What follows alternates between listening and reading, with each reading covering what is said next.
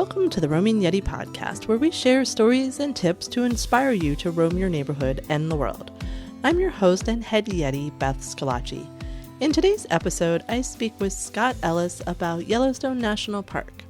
Scott is the founder at Pixelterra, an intrepid explorer and endlessly curious. His interests include travel, tech, science, wine, and music, but not necessarily in that order. Are you ready? Let's roam! Welcome back to the Roaming Yeti podcast. I'm really excited today. I'm talking with Scott Ellis about Yellowstone National Park, which is one of those things I've always been interested in, and now I'm gonna get some information from the expert, shall I say. Scott, thanks for joining me today. Yeah, I'm glad to be here. Like I think I said when we first connected, I will talk to anybody that wants to talk about Yellowstone. I don't know that I would consider myself an expert, but I've been several times. Love that park. I will go back any number of times that I can. So, yeah, more than happy to chat about it and answer any questions you have. Excellent. So how many times have you traveled to or been to Yellowstone? To my best recollection, I've been 6 times. Okay. So, over the span of about 20 years, I went for the first time in 1996. And the last time I was there was 2018, or was it 2016? Now I'm getting confused, but 20 to 22 years, but 6 trips total. Okay. So I don't know that you've seen the park change so much, but have you seen like how people use the park and congestion in the park and what have been the major changes you've seen in that span of time? So one of the neat things about Yellowstone is because it's so geothermally active that while the big things that you go to see there are still there, the park itself is changing constantly. Oh, okay. So in terms of the non nature parts of it, yeah, it's gotten a lot more crowded. So it used to be that when I first started going, the ideal time to go, it kind of depends on what you want to do, but from my perspective, the ideal time to go was around the second or third week of September, because most of the families were, kids were back in school, so you didn't have a lot of families there. The park was kind of emptying out, and it's starting to cool off, particularly at altitude. So the animals are coming down. You're seeing more animals. They're much more active. Uh, at as the temperatures have kind of stayed a little warmer, a little longer into September, I'd say that timeline's probably been pushed back a couple weeks. Okay. The last time we went was roughly the third week of September, and it was still pretty warm. And I'm sure that can fluctuate year to year, but just kind of as a rule, it was still pretty warm. There wasn't quite as much wildlife viewing. Still good, but it just wasn't as much as I'd seen in years past. And it was crowded. It was still a lot of people. It wasn't as much families, but it was more overseas tourists Oh, that I okay. think had kind of caught on to that being a good time of year to go. So large groups, busloads of people, so you had to kind of go out of your way to navigate around them. But generally now, if I was going to go back, I'd want to go at the very tail end of September, maybe early October. Now that said, I mentioned it was warm when I was there that time, but the temperature still fluctuates a lot. So Right. even though it was generally a little warmer, there were a couple of days that we had snow flurries. Oh, So it wow. does fluctuate quite a lot while you're there that time of year. Yeah, that you have to prepare for packing with that for sure. Yep. What is it about Yellowstone that keeps getting you back there? What do you love so much about it? I think it's just the sheer variety of Mhm. things to see and experience. I've been to a number of national parks, and none of them have just the quantity of natural scenery, of all the geothermal features, of the diversity and activity of wildlife. Um, I mean, the place is just overwhelming when you go, especially if you go at the right time of year. You will just see so much stuff. There's no possible way in one trip you're going to see the whole park. It's about a 3,500 square mile Wow. national park. It covers a lot of ground. Um, so yeah, there are parts that are definitely kind of highlights. If it's your first trip, I would recommend going to, and maybe we can get into that in a little bit. But Absolutely. I just it every time I go back, I see something new, but I also revisit things I've seen before, and they're just as spectacular as the first time I saw them. Yeah, and you said you have, so this is not the only national park. There's been many other national parks that you've visited. Um, so that's, at least you're able to compare, and it's not just like, well, it's the only one I went to, so therefore it's the best one. No, yeah, no, I've been to 13 different national Okay. parks. I want to say there's 63, I think, national parks in the country. I'd have to look that up to validate it, but and there's plenty of others that are definitely worth visiting that are absolutely beautiful. But excuse me, I wanted to say Yosemite. Yellowstone Hmm. still rises to the top is my favorite. And and from what I did a little bit of research, it's the second largest national park. And you said even with the 3,500 square miles, like it's massive. So what should a first time visitor, like what are the must do's? So some of these are going to be the things you might have heard about and would expect, but Hmm. they're definitely things you should see if you've never been to the park before. So, Old Faithful is clearly kind of the crowning jewel, if you will. It's not quite as perfectly timed as you might be led to believe. There's a little bit of variance in how frequently it goes off, but it's reasonable enough that it's in a pretty accessible central part of the park. Definitely go, get there a little early, have a seat on a bench, and definitely watch Old Faithful because it's a lot of fun. Hmm. The Norris Geyser Basin is a good one. The Yellowstone Falls and Grand Canyon of the Yellowstone is really, really neat to see. Um, and another one is there's an area called Mammoth Hot Springs. And then, of course, there's just tons of other, like the Grand Prismatic is a very popular site. And my personal favorite is an area called the Lamar Valley. Now, the Lamar Valley is a little bit out of the way. You're going to put in a pretty good drive to get up there. Okay. And by pretty good, I mean it's probably a good 45 minutes to an Oh, hour, okay. depending on people and traffic, and depending on where you're at in the park. But it kind of is up in the northeastern part of the park, I believe, somewhat central, but it heads up in the northeastern direction. And there's tends to not be as many people out there. It is a valley, so you've got hills and mountains on either side. There's a river that runs through it. It's a great place to just kind of get off the beaten path, park your car, do a little hiking along the river. You'll probably see some pretty interesting wildlife while you're out there and on the way out there, and some neat volcanic um, sites and geothermal features that you'll see along the way. So Oh, cool. it's I love going up to the Lamar Valley. And if you time it just right, it's one of the more reliable places that I've found to see the wolves. Oh, okay. So yeah, And that's a good don't get thing, right? obviously Seeing wolves. you see them through you can see them just by looking if they're out there and they're active, but Right. it's a good idea to bring a spotting scope or something like that so you can get a little better look. Obviously, you're not going to want to approach them in Right. any way, shape, or form. Um, yeah, I mean, and that sort of leans into one question I had for you is I feel like every summer we hear more and more about people doing stupid stuff. I'm just gonna say it, irresponsible and things in the national parks. You know, what what are some etiquette tips that we can let people know to do or not to do? So there's etiquette tips, and then there's just don't be stupid tips. From an etiquette standpoint, I would say keep in mind that everyone else that's there is there to see the sights. Hmm. So clean up after yourself, pick up your trash. They have trash cans and places to put things all over the park that are safe, that are animal proofed. So, if there isn't something nearby, pack it in and take it with you until you get to a place to dispose of it. Don't leave your garbage laying around.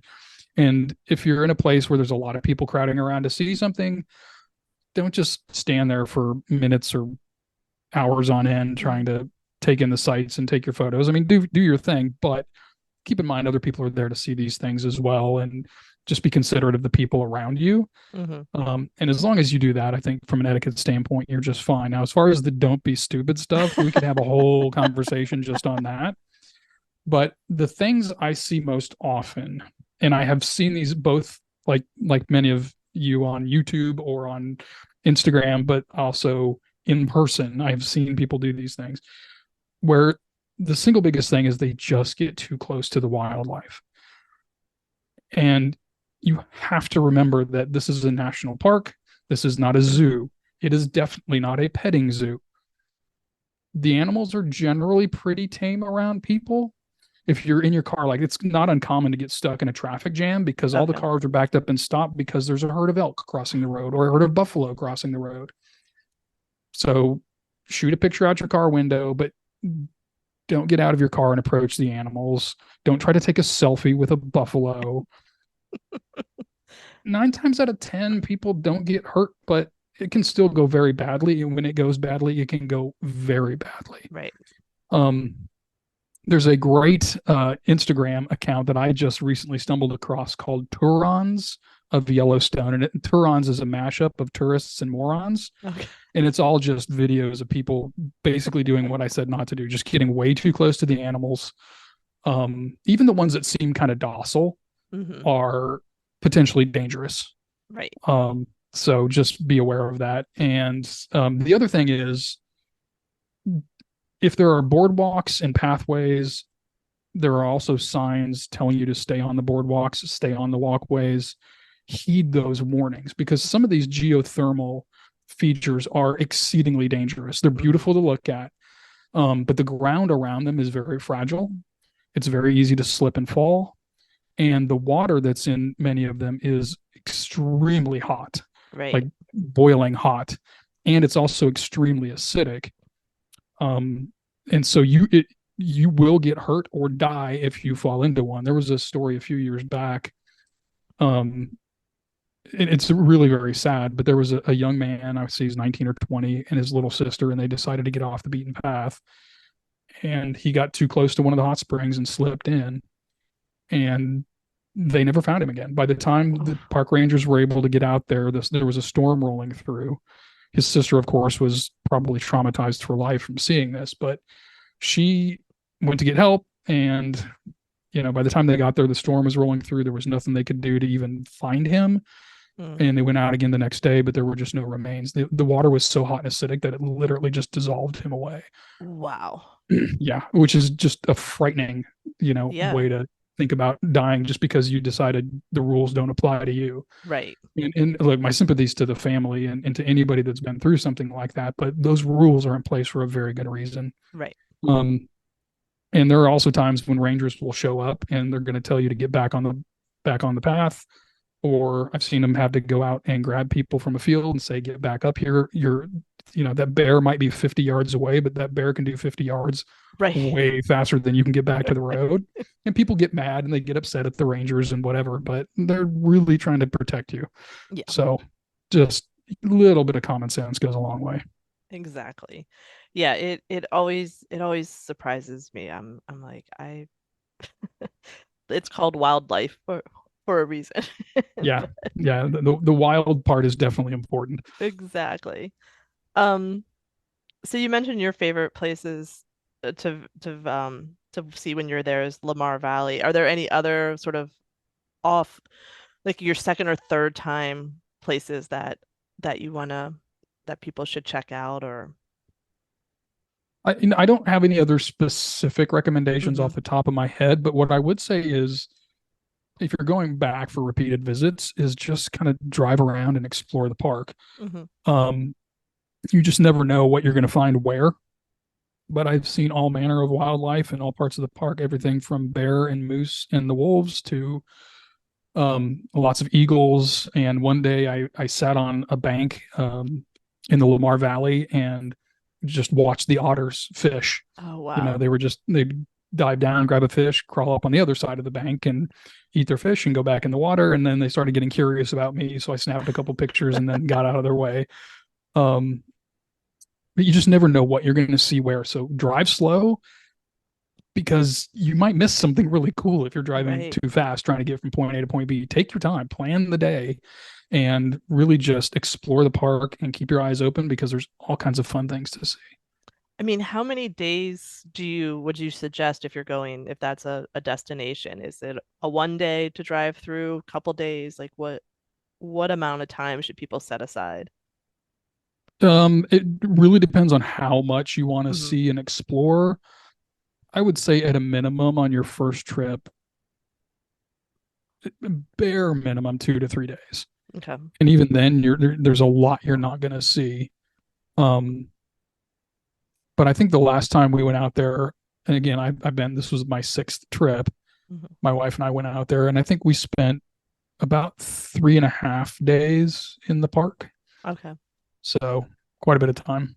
Yeah, that's definitely. And where do you stay?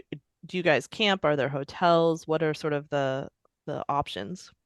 Yeah, so there are campgrounds. You Hmm. do have to make reservations for the campgrounds. Um, so if you're planning to camp, I would definitely get on that sooner than later. But you can either stay in Jackson, which is south of the park, and it's probably a good solid 45 minutes to an hour drive to the south end of the park. I think it's about Yeah. that far. But there's lots of hotels of varying types in Jackson. Mhm. Um, but I like to stay in West Yellowstone. It's a smaller town. It's not quite as swanky and ritzy as Jackson. Tends to be a little bit more affordable. And it's much closer to the Okay. western gate of the park. So within minutes, literally, you drive out of Jackson, you're driving straight into the park. So if you want to spend a lot of time in the park, I would lean towards something like West Yellowstone, Okay. Yeah, that's a great. assuming you're not camping or doing something like that in the park. Right. And where do you fly into if you're traveling from, you're not driving to the park? Where's Yeah, the closest airport? you got a couple options. Okay. The Jackson is the airport. Jackson Airport feeds Jackson and the whole Jackson Hole area. Hmm. Um, I believe you can fly into West Yellowstone. I've never done it, but I think they have a small regional airport. I'm not sure where you'd have to hop through to get there. Hmm. And then one year we also flew into Bozeman, Okay. Montana, and drove over from there. Now that was a bit more of a haul, but we were staying at a place outside the park up in Montana first to do some fly fishing and hiking and stuff like that, and then we went into the park. So, Oh, cool. yeah, those are all definitely places that you can fly into. And Jackson tends to be the most expensive for Hmm. sure, but it's super convenient as well. Right. That makes sense. Um, I just lost my. And I know you need a reservation for camping. Do you know if you still need one to get into the park at this point? I don't believe so. Okay. I don't think you have to buy a pass or a park ticket to get Okay. in. And I don't know how much that is right now, but you don't need a timed reservation or anything like that. Okay. Yeah, I didn't know if they've changed that or not, so that's good to Yeah, I want know. to say that they did a while back, Okay. at least for a little while, and I don't know if it was a function of controlling crowd or the number of people in the park during COVID or Hmm. something along those lines. But the last time I looked into it, they were not requiring reservations. Yeah, that's good to know. Um, and so we know where to stay. Like, in West Yellowstone or even in Jackson, do you like have some favorite places you like to eat or visit, outside of the parks or? Um, well, yeah. So in Jackson, there's a ton of good places. I mean, you pretty much throw a stone and you're going to Right. find something pretty decent. Um, I, I I wish I could remember the names of some Hmm. of the restaurants. There's a pizza joint that's kind of on the one of the main north south drags. I can't think of the name of it, but it's fun. It's in an old theater, Oh, cool. and they had good pizza. The hotels usually have pretty good restaurants in them, so even if you're not staying there, they've got some nice restaurants that are associated with the hotels. In West Yellowstone, the options are tend to be more casual Hmm. and a little bit more limited, but still some great good places to go. Um, Also, some of them are in the hotels, but there's some standalone, like really good kind of bars and places like that just to grab a bite to eat. And a lot of times, what we would also do is there's, I know, I can't think of the name of there's like a deli in West Yellowstone that makes just amazing sandwiches. Mm, It would not be hard to Google it and figure out what it was, but right.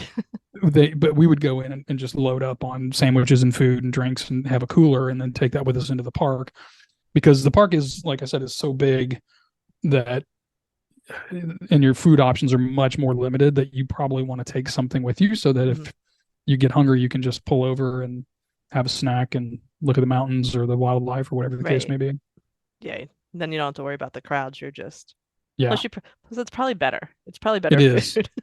Yeah. Yeah. There's a nice restaurant. So there's a lodge, kind of a hotel slash lodge inside of Yellowstone. I think it's called the Yellowstone Lodge.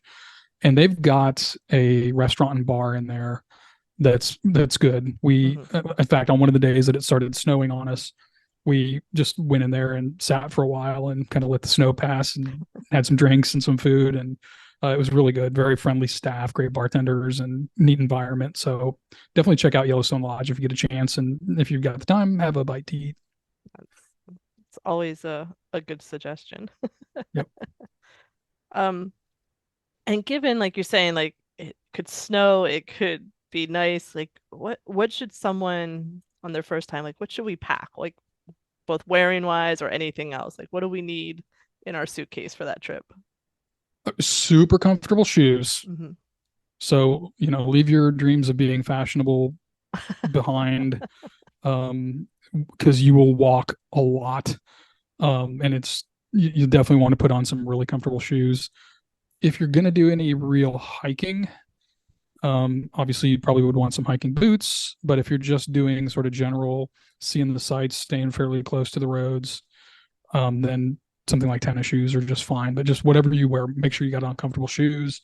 And then, kind of the same thing you would for almost any other mixed climate where it's going to vary a lot, is wear layers. Hmm. Um, but then also, you wouldn't think of it maybe in Yellowstone, but bring a baseball hat, bring some sunscreen, because it literally could snow one day and it could be blazing hot the next afternoon, or maybe even in the same day. Um, and at that altitude, you get burned a little easier. So I Okay. tend to slather up, and if I'm wearing a t-shirt, otherwise a long sleeve shirt. But yeah, anything that you can layer and you should be good to go. Gotcha. That's and we know to pack a cooler with snacks. Yes, That's good to know definitely, too. definitely bring your snacks, your lunch, whatever you want to pack in there. And with wildlife, some kind of camera, right? Yeah, I mean, most people have those on their phones these days, Exactly. and those are way better than the camera I had when I first started going to Yellowstone. So you're probably good to go. Right. But charge your batteries, because you're going to be out in the park all It's day true. long, and certainly you can charge it in the car. But if you're with a bunch of people, you'll probably have to be swapping out, depending on how much photos you're shooting or how much video you're shooting, things like that. Right. Grab that backup charger with you. Yep. Um, well, this is really great information. Is there anything I forgot to ask that you want to share about the park? Nothing that you forgot to ask, but something that I would add, and I would guess for most people that are interested in Yellowstone, this may be something they already know, but for anyone that doesn't, what makes Yellowstone such a unique place is the fact that the majority of the park is almost in its entirety a volcanic caldera. Okay. So it is, all those geothermal features are there because under the ground, literally, it is a volcano. Hmm. It's not the kind of traditional triangular shaped, pointy volcano with a caldera at the top.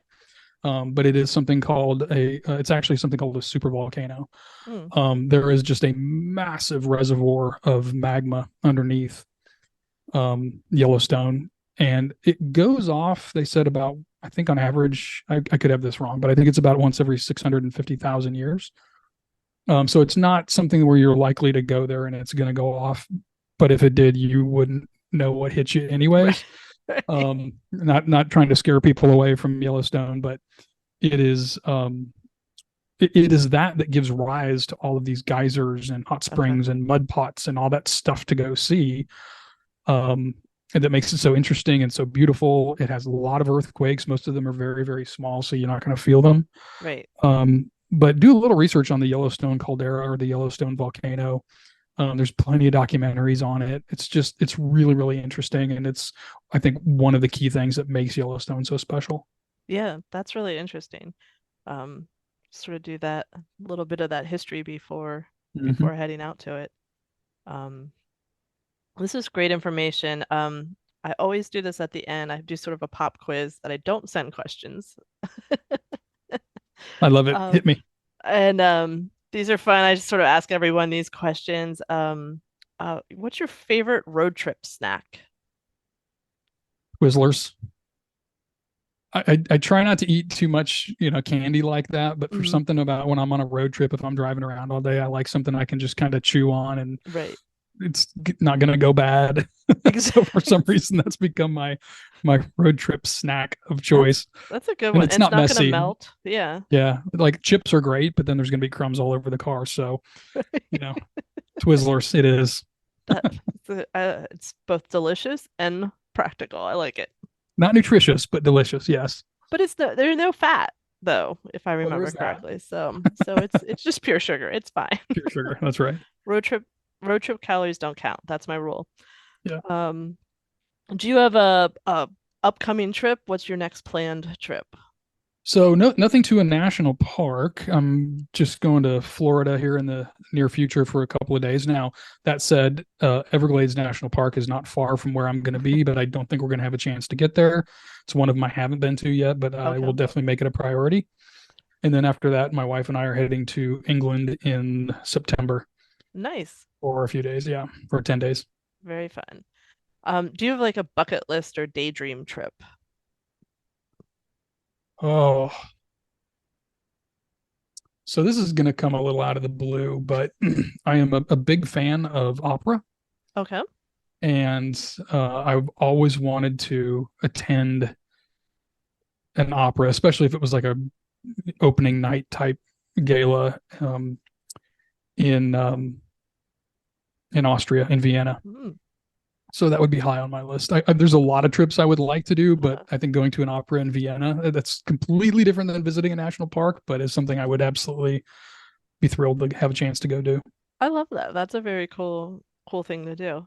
Um, and so this sort of leads into it. The last question, which could be interesting. Who's on your travel playlist? Do you have opera on your playlist when you road trip or No, I no? don't. Um, there are certain arias that I will listen to once in a while, but Mhm. generally I kind of stick with live if it's going to be opera. I don't, Gotcha. and I'm like cruising around Frisco, Texas, blasting, some Pavarotti. Um, but let's see what's on my playlist. I tend to be a rock and roll guy, and some of the music I most associate with listening to when I'm driving around have been bands like Shinedown, Okay. um, and some Hailstorm and some things like that. I tend to, when I'm in the car, that's the kind of stuff I'm usually listening to. Keep you awake. Keep you awake Keep music. you keep you awake, and sometimes on different parts of these trips, road trips are fun, but there's always like some long boring stretches too, and it's nice to have something to keep you entertained, and Yeah, that does it for me. very good. I love it. So thank you so much for this awesome information and getting people excited to go safely to Yellowstone and enjoy themselves and get out there and adventure a little bit more. So thanks for your time. Yeah, glad to be here. Thanks we had the chance to talk about it, and we'll talk to you soon. Sounds good. Thanks again to Scott for all the great information about visiting Yellowstone National Park. Be sure to check out our show notes to see how to connect with Scott. And thank you for listening. I hope these episodes inspire you to get out and roam, even in your own neighborhood. Please subscribe so you don't miss future episodes, and if you like what we're doing here, please leave a rating and a review. Also, to help support us, please head to yeti2shop.com to pick up some Roaming Yeti merch. Talk to you soon, and keep roaming.